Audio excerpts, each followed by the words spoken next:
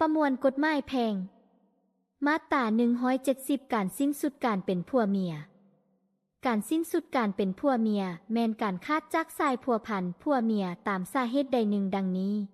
1. การหย่าร้าง 2. คำตัดสินของศาลที่รับรู้การแต่งดองเป็นโมฆะ 3. การเสียชีวิตของผัวหรือเมียมาตรา171การหย่าร้างการหย่าร้างแม่นการสิ้นสุดการเป็นผัวเมียย้อนสาเหตุใดหนึ่งตามที่ได้กำหนดไว้ในมาตรา176ของประมวลกฎหมายฉบับนี้บ่ว่าในกรณีใดก็ตามบ่อนุญาตให้มีการซื้อร้างหรือบังคับให้หย่าร้างมาตรา172ประเภทการหย่าร้างการหย่าร้างมี2ประเภทดังนี้ 1. การหย่าร้างด้วยความสมัครใจ 2. การหย่าร้างตามการตัดสินของศาลมาตรา173การหย่าร้างด้วยความสมัครใจ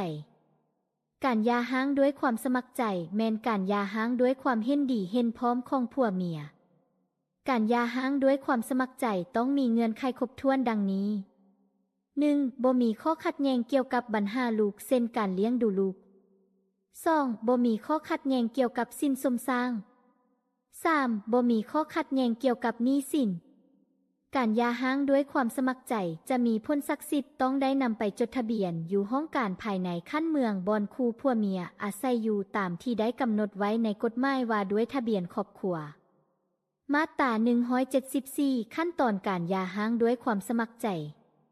ผัวเมียที่มีจุดประสงค์หย่าร้างกันด้วยความสมัครใจต้องเฮ็ดคำร้องขอหย่าร้างโดยซ่องหน้าพ่อแม่เท่าแก่ทั้ง2ฝ่ายพร้อมด้วยพยานอย่างน้อย3คนแล้วยื่นต่อนายบ้านบอนพวกตนอาศัยอยู่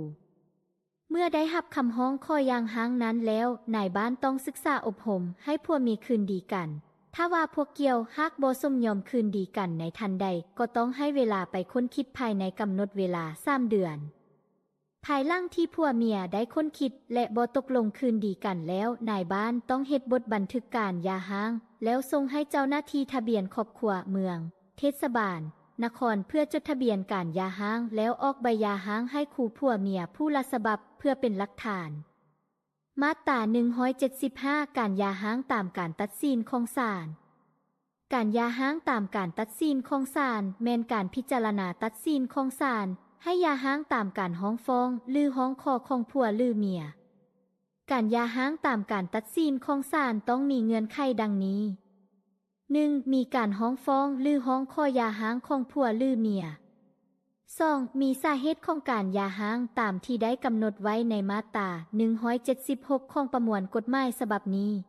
3. มีข้อขัดแย้งเกี่ยวกับการเลี้ยงดูลูกสินสมทรัพย์หนี้สินและปัญหาอื่นของคู่ผัวเมียการหย่าร้างตามการตัดสินของศาลมีผลนับแต่วันที่คำตัดสินของศาลใช้ได้อย่างเด็ดขาดเป็นต้นไป